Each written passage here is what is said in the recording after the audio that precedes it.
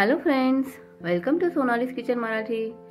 Sonali's kitchen मराठी चॅनलमध्ये आज आपण क्रिसमस विशेष चॉकलेट प्लम केकची रेसिपी बघणार आहोत.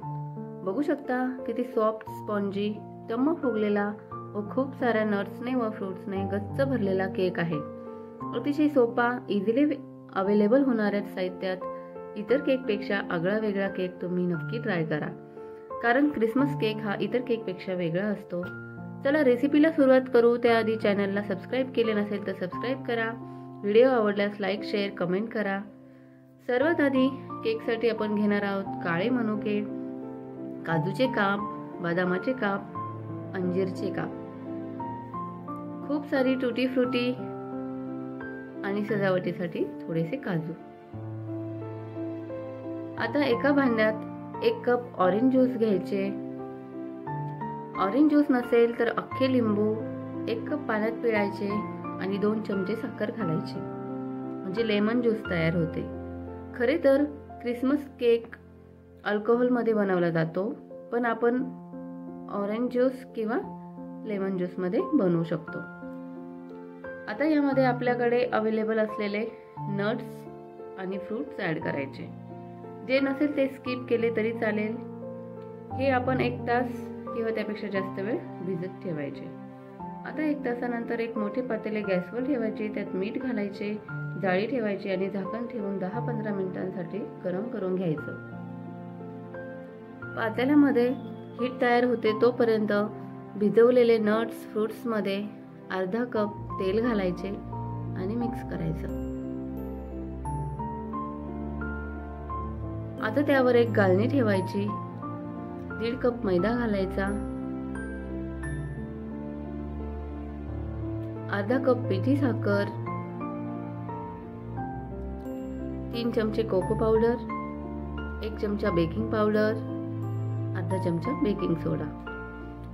सर्व जिन्नस व्यवस्थित एकत्र करून घ्यायचं आणि गाळणीने गाळून घ्यायचं.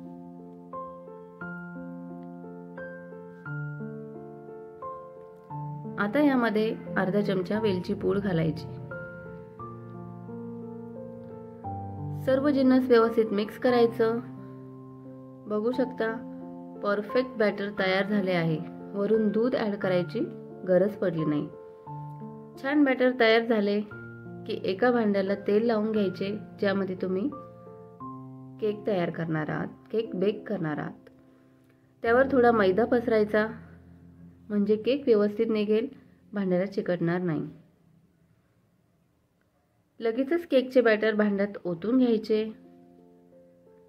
ही प्रोसेस एकदम फास्ट करायची आहे. व्यवस्थित टॅप करून घ्यायचं आणि पातेल्यात हळूवार ठेवायचं.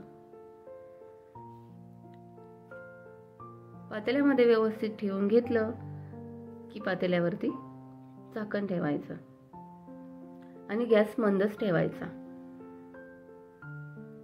30 मिनिटांनंतर केकवर थोडे काजू आणि टुटी फ्रुटी लावून केकची सजावट करून घ्यायची, कारण आधी आपण सजावट केली नव्हती. आधी जर केकवरती टुटी फ्रुटी या काही नट्स वगैरे लावून सजावट केली तर ते नट्स आणि ड्राय फ्रूट्स मध्ये निघून जातात, वरती राहत नाही. त्यामुळे नंतरच करायचं. सजावट करून झाली की पटकन झाकण लावून घ्यायचे. पुन्हा जरा वेळाने, म्हणजेच पूर्ण 40 मिनिटे झाले की एका सुरीच्या साहाय्याने केक चेक करायचा. बघू शकता सुरीला बॅटर चिटकून आले आहे, म्हणजेच केक अजून बेक होणे बाकी आहे. झाकण ठेवून 15-20 मिनिटे अजून बेक करायचा आणि पुन्हा चेक करायचं. पूर्ण 60 मिनिटे केक बेक होण्यासाठी लागले आहेत. सुरी एकदम क्लीन वरती आली आहे. केक परफेक्ट झाला आहे. बघू शकता किती वरती फुलून आलाय, टम्म फुगलाय.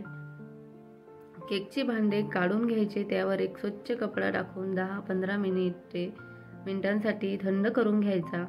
थंड झाला की चाकूच्या साहाय्याने कडा मोकळा करायच्या आणि एका प्लेटवर काढून घ्यायचा.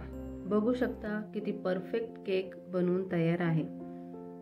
चला मग तुम्हीही नक्की या क्रिसमसला केक बनवा आपल्या मुलांसाठी आणि मला कमेंटमध्ये नक्की कळवा. Thanks for watching.